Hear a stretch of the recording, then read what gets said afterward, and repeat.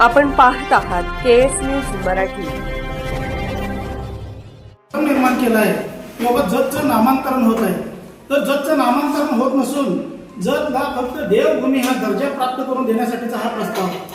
जतला याच्या आधी तुम्ही दुष्काळी जत म्हणून हिणवलं, आता ते हिणवणं थांबवा. आता आमच्या माध्यमातून, आमदार साहेबांच्या माध्यमातून जतला देवभूमी जत हा दर्जा प्राप्त करून देण्यासाठी आम्ही प्रयत्न करत आहोत. तुम्ही लोकांच्या मध्ये जाताय, संभ्रम निर्माण करताय की बाबा तुमची आयडेंटिटी बदलावी लागणार आहे, आधार कार्ड बदलावे लागणार आहे, त्याच्यानंतर तुमचं मतदान कार्ड बदलावं लागणार आहे, तुमचे पॅन कार्डवरचे नाव बदलावे लागणार आहे. असं काहीही नसून फक्त जतला देवभूमी दर्जा प्राप्त करण्यासाठीचे हे प्रस्ताव आहे. आणि त्याच्यानंतर तुम्ही म्हणता की बाबा आमदार साहेबांनी काही कामं केली नाहीत. हे काय आहेत कामं? जत नगरपालिकेच्या पाणी पुरवठा योजनेसाठी 79 कोटी रुपयाची योजना आमदार साहेबांनीच तर मंजूर केली. त्याच्यानंतर नगर परिषदेच्या सोलार प्रोजेक्टसाठी आता जत नगरपालिकेचं विजेचं बिल 18 लाख रुपये आहे. महिन्याचं बिल 18 लाख रुपये येतं. हे आमदार साहेबांना ज्यावेळी कळलं त्यावेळी आमदार साहेबांनी सोलार प्रोजेक्टसाठी प्रशासनाकडे मागणी केली आणि त्याच्यासाठी 13.5 कोटी रुपयाची मागणी आमदार साहेबांनीच केलेली आहे. त्याच्यानंतर नगर परिषदेच्या इमारतीसाठी 10 कोटी रुपये आमदार साहेबांनीच दिले. आता येत्या 14 तारखेला त्या इमारतीचे उद्घाटन सोहळाही संपन्न होणार आहे. प्राणी संग्रहालयासाठी 106 कोटी रुपये मंजूर झालेले आहेत. आणि ते परवाच प्राणी संग्रहालयासाठी जी टीम आली होती ती पाहणी करायला आमदार साहेब त्यांच्यासोबत होते आणि त्यांनी प्रस्तावित असं केंद्र शासनाकडे पाठवलंय. लवकरात लवकर ते प्राणी संग्रहालयाचं एक काम मार्गी लागेल. आणि जत करण्यासाठी नाट्यगृहासाठी आमदार साहेबांनी प्रस्ताव ठेवलं. नाट्यगृह आपल्या जतमध्ये उभं राहत आहे. त्याच्यानंतर नमो उद्यान आता उद्या परवाच उद्घाटन आहे 14 तारखेला नमो उद्यानचं आणि मुलांच्यासाठी अभ्यासिकेचं आणि आरटीओ कार्यालयाचे उद्घाटन होत आहे. एवढी कामं जतमध्ये आमदार साहेब करत आहेत आणि जतमध्ये आमदार साहेबांच्या माध्यमातून विकासाचा रथ मोठ्या सुसाट वेगाने सुटलाय. हेच तरी त्या विरोधकांचं पोटशिव आहे की बाबा आमदार साहेब असं करतात आणि आमदार साहेब काही करत नाहीत. आमदार साहेब काही नाव बदलत नाही आहेत. आमदार साहेब फक्त जतला जो दुष्काळाचा कलंक लागलाय तो पुसण्याचं काम त्यांनी करत आहेत. त्याच्या आधी तुम्ही म्हणले की बाबा दुष्काळ आहे ना, मग विस्तारित महिषा योजनेसाठी देवेंद्र फडणवीस साहेब असतील किंवा एकनाथ शिंदे साहेब असतील, त्यांनी 2000 कोटीचा निधी आधीच मंजूर केला होता. ती योजना गतीला आहे, काम चालू आहे त्याचं. पण आमदार साहेबांच्या असं लक्षात आलं की बाबा या योजनेतून जे 2 पाईपलाईन जे आपण केलेले आहेत त्यातून उच्च दाबानं पाणी तालुक्यापर्यंत पोहोचणार नाही. हे त्यांच्या ज्यावेळी लक्षात आलं त्यावेळी त्यांनी आता सध्याचे जलसंपदा मंत्री राधाकृष्ण विखे पाटील साहेब यांच्याकडे परत प्रस्ताव करून त्याच्यासाठी सब लाईनसाठी आणि एक सब लाईन 3री लाईन टाकण्यासाठी 500 कोटी रुपयाचा निधी परत त्यांनी मंजूर करून घेतलाय. आणि काय करावं त्यांनी? जर का दुष्काळात पुसण्याचं काम ते करतायत ना. व आणि त्याच्यानंतर त्या 2 आमदारांच्या मध्ये काल एक बेडूक बसला होता. ती बेडूक लई डारोडारो करत होतं किंवा ते म्हणत होते की आमदारा जत ही आमची अस्मिता आहे, आमच्या अस्मितेला धक्का लागलाय आणि आमची अस्मिता पुसू देणार नाही आणि जर असं झालं तर आम्ही याच्यापेक्षा मोठं आंदोलन करू, हे करू. पण मला त्यांना एक सांगायचं आहे, बेडका तू आधी तुझ्या मालकानं जो आमच्या गोरगरीब जनतेच्या शेतकऱ्यांच्या सभासद फीवर जो कारखाना उभारला होता ते जे तुझ्या मालकानं कारखाना ढाकलाय त्या कारखान्याचं आधी नाव बदल. आमच्या कारखान्याचं नाव होतं राजे विजयश्री डफळे शेतकरी सहकारी साखर कारखाना. त्या कारखान्याचं नाव आम्हाला पाहिजे तेच हवंय. ही आमच्या आधी जतकरांची मागणी. आम्ही काहीच केलं नसताना नाव बदललं. अरे तुम्ही तर करून दाखवलंय. मग त्याच्यामुळं मला त्यांना सांगायचं आव्हान आहे. आणि तुम्ही जेव्हा आमदारांच्या बाजूला बसला होता आणि तुम्ही तिथे एक शब्द असं म्हणला की बाबा मी आमदारांना सांगितलं असतं की तुम्ही तुमच्या मुलाचं नाव बदला. आणि त्यांचं लग्न झालं त्यामुळे त्यांना तेही बोलू शकत नाही असं बोलले ते. पण मला त्यांना म्हणायचं आहे तुमच्या बाजूला 2 माझे आमदार बसले. त्यांनी 5 वर्ष सत्तेबरोबर संसार केलाय. त्यांनी कुठल्या मुलाला जन्म दिला का? हा माझा त्यांना सवाल आहे. त्यांनी एखादं विधायक काम सांगावं की बाबा आम्ही ह्या आमदारांनी, ह्या दोन्ही माझ्या आमदारांनी एखादं विधायक काम केलेलं त्यांनी सांगावं की बाबा मी हे काम केलेलं आहे. काही यांच्याकडनं कामं नाही. कुठतरी एक सभा मंडप कर, नाहीतरी काहीतरी कर, कुठल्या तरी समाजाला खुश कर, नाही हे कर. याच्याशिवाय यांचे धंदे नाही. एवढंच काम त्यांनी केलेलं आहे. माझी परत एकदा पत्रकार बांधवांच्या माध्यमातून एक सांगणं आहे, जतकरांना एक विनंती आहे. जतचं नामांतरण होणार नाही. जत हे जतच राहणार आहे. पण जतला दुष्काळी जत म्हणण्यापेक्षा आपण देवभूमी जत म्हणून स्वीकारूया.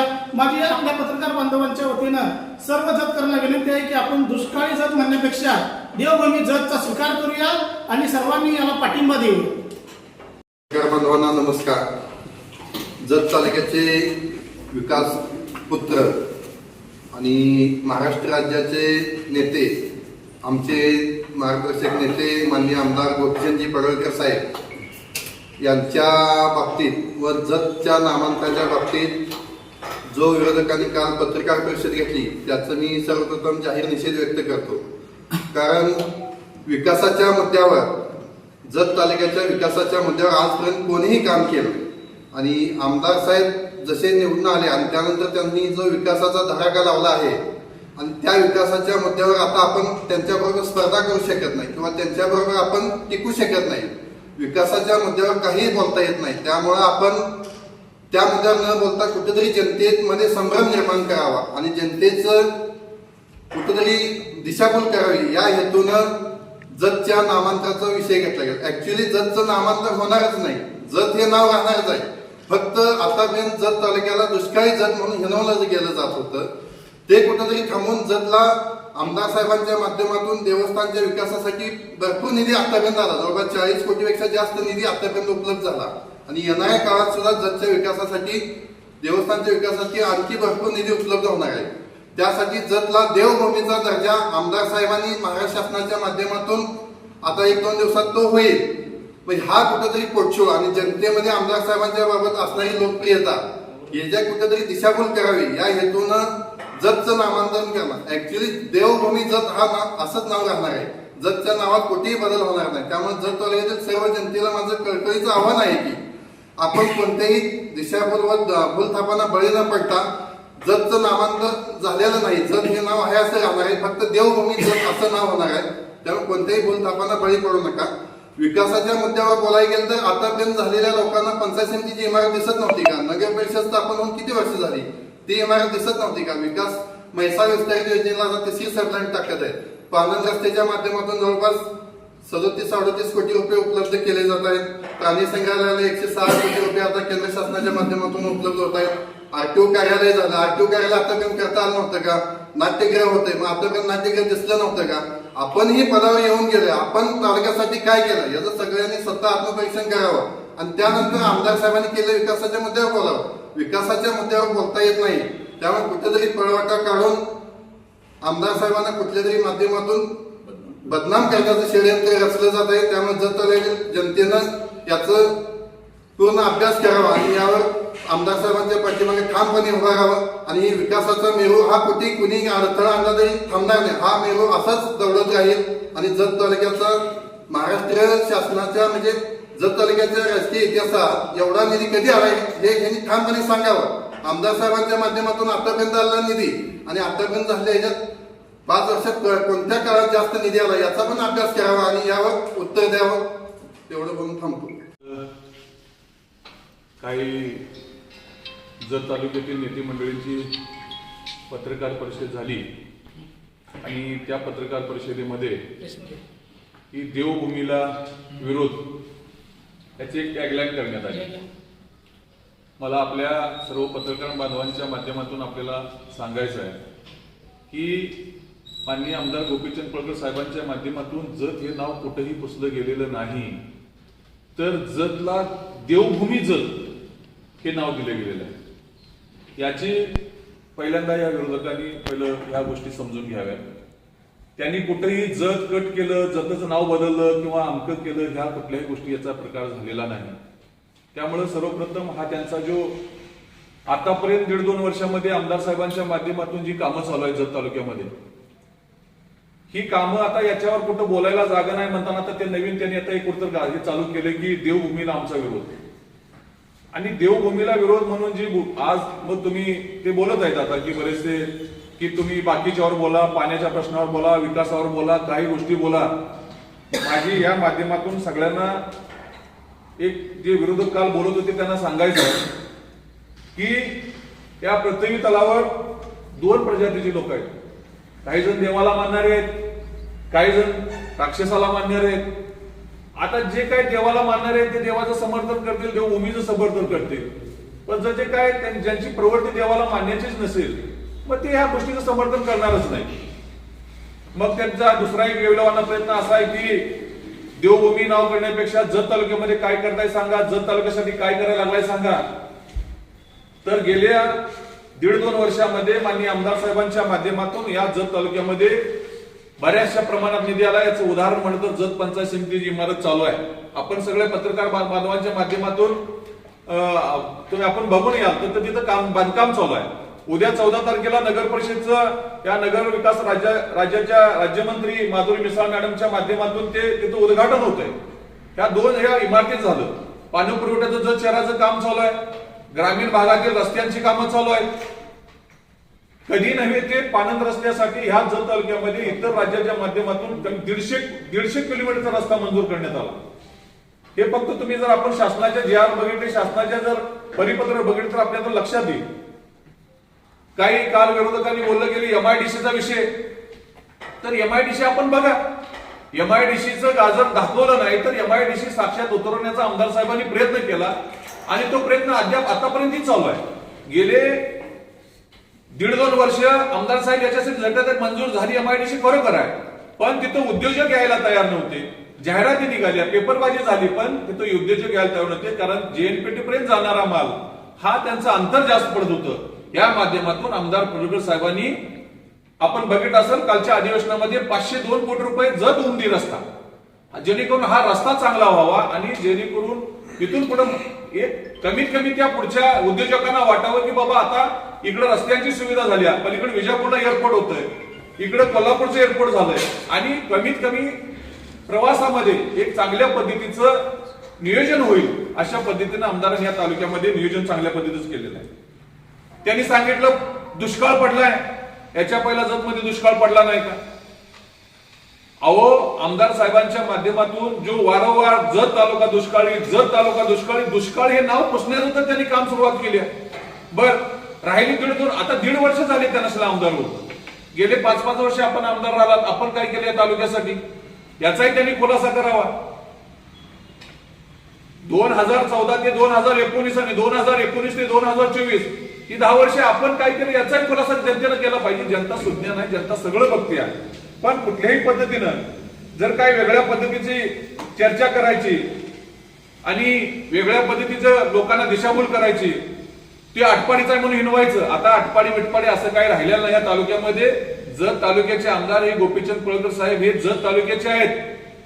जत तालुक्याच्या माध्यमातून त्यांना काल त्यांचा बँकेचा ठराव झालाय. जत तालुक्यामध्ये त्यांचं आता इथं घर बांधायला चालू आहे. त्यामुळे जत तालुक्यातून बाहेर आहे आटपाडीचे हा प्रश्न आता सगळ्या लोकांनी सर्वसामान्य जनतेच्या मनातून निघून गेलाय आणि जनतेची कामं व्हायला लागले. कधी बघितलं का तुम्ही 2014 ते 19 ते 24 आमदार झाल्यापासून पाठिंबाच्या वेळेला 5 बसेस आपल्या जतमध्ये आल्या आणि आता परत परवा 10 बसेस आल्या, म्हणजे 15 जिजाऊ बसेस आल्या. म्हणजे किती कामं चालू आहेत हे आपल्याला बघता येईल. पण विरोधकांना ह्या गोष्टीचं भांडवल करायचं आहे.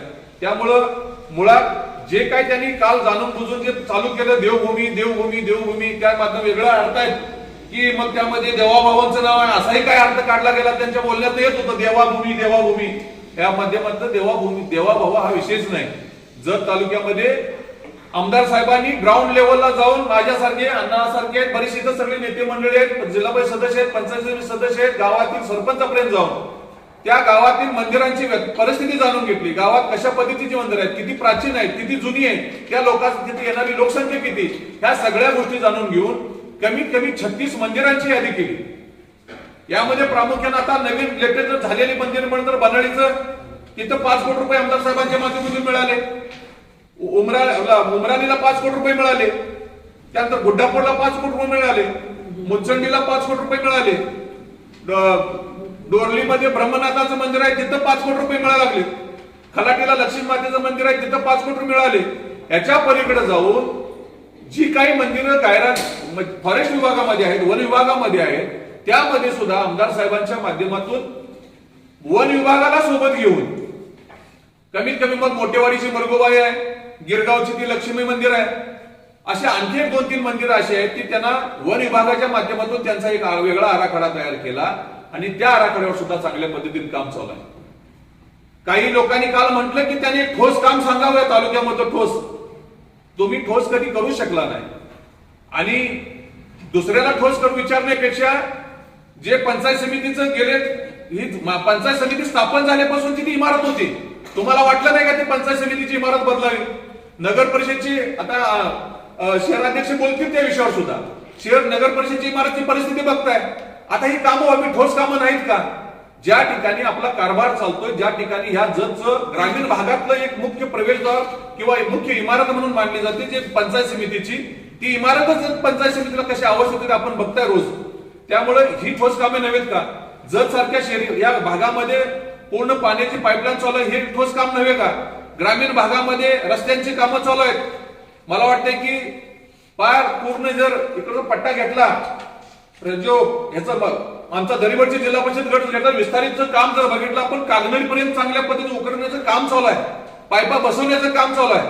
आणि एवढं सगळं काम होत असताना मग मात्र कुठल्या तरी अँगलनं की बाबा ते बाहेरचं आहे, अमका आहे तमका, ह्या गोष्टी चालू काढायच्या आणि वेगळ्या पद्धतीनं लोकांच्यावर बोलायचा हा जो प्रकार चालू आहे तो आम्ही मुळात खपवून घेणार नाही. दुसरा त्यांचा एक विषय आहे, एका बाजूला ते काय म्हणतात बघा, आमदारांची पीए टक्केवारी घेतात, हे करतात, कामाची टक्केवारी घेतात, कामं आणतात आणि कामं त्यांची आटपाडीची लोक करतात. तुम्हीच तुमच्या तोंडाने बोलताय. पहिल्यांदा 2 मिनिटापूर्वी काय बोलताय, यांनी कामच आणली नाहीत, कामच मंजूर केली नाहीत. दुसऱ्या बाजूला 2 मिनिटांना काय बोलताय की कामं झाले, कामं आणलेत आणि त्यांचे आटपाडीतली नेते मंडळी किंवा ठेकेदार येऊन कामं करलेत. जत तालुक्यामधले बरेचसे सुभेचे कॉन्ट्रॅक्टर असतील, ओपनचे कॉन्ट्रॅक्टर असतील, मजूर संस्थावाले असतील, ही चांगल्या पद्धतीने यांना कामं मिळायला लागले, चांगल्या पद्धतीने लोक कामं करायला लागले. फक्त काही लोकांचं काय झालंय, आणि टक्केवारी हा विषय झाला तर टक्केवारी कोण कशी आहे काय आम्हाला सांगायला नको की 2000 आम्ही बी सक्रिय राजकारणातच आहे. 2014 पासून आम्ही सुद्धा जवळून बघतोय की कोणाची किती टक्केवारी कशा पद्धतीने केली जाते, कोण कशी टक्केवारी घेतं हे आम्हाला माहित नाही का? त्यामुळं जे म्हणतात ना की बाबा काचेच्या घरात राहणाऱ्यांनी दुसऱ्या घरावर दगड फेकू नये, हा प्रकार आहे. त्यामुळे हे त्यांनी धंदा बंद करावा. आणि सगळ्यात महत्वाचं म्हणजे देवभूमी हे नामांतरण त्याचा शासन निर्णय आता 2 दिवसात होईल. पूर्ण शासनाच्या पूर्ण आहे ते पटलावर आहे, ते पूर्ण 2 दिवसात होईल. आता मग आज त्याचा आरडाओरडा करून काही फायदा होणार नाही आणि वेगवेगळ्या वल्गना करायच्या, वेगवेगळ्या बडबडून त्याचा बाष्पळ बडवून काही उपयोग होणार नाही. जगची जनता ही सुज्ञान जनता आहे. ग्रामीण भागातील लोकांच्याकडे बघण्याचा, आमदार साहेबांच्याकडे बघण्याचा खूप दृष्टिकोन वेगळा आहे. त्या तालुक्यातील तुम्ही फेसबुकचे, व्हॉट्सअपचे किंवा इंस्टाग्रामचे कमेंट्स वाचा.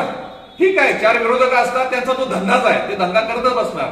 पण ज्याला खरोखर काम करायचं आहे, ज्याला ग्राउंड मध्ये उतरून काम करायचं आहे, ते आमदार साहेब हे काम करत आहेत. ठीक आहे. आणि काही सांगितलं की आमदार साहेब फोन उचलत नाहीत. ठीक आहे, फोन जरी उचलत नसला तर माझ्यासारखा कार्यकर्ता, इथं बसलेला जो कार्यकर्ता आमदार साहेबांचं नाव सांगितल्यानंतर कुठे एखादं तिथे काम अडत नाही, ही तर भूमिका आहे. पण तुम्ही फोन उचलून किती जणांची कामं केली याचाही त्यांनी खुलासा करावा असं मी त्यांना आव्हान करतो. आणि जतचं नामांतरण हे जत नुसतं नसून तर देवभूमी जत होईलच अशी मी आपणास आपल्या पत्रकार बांधवांच्या माध्यमातून ग्वाही देतो.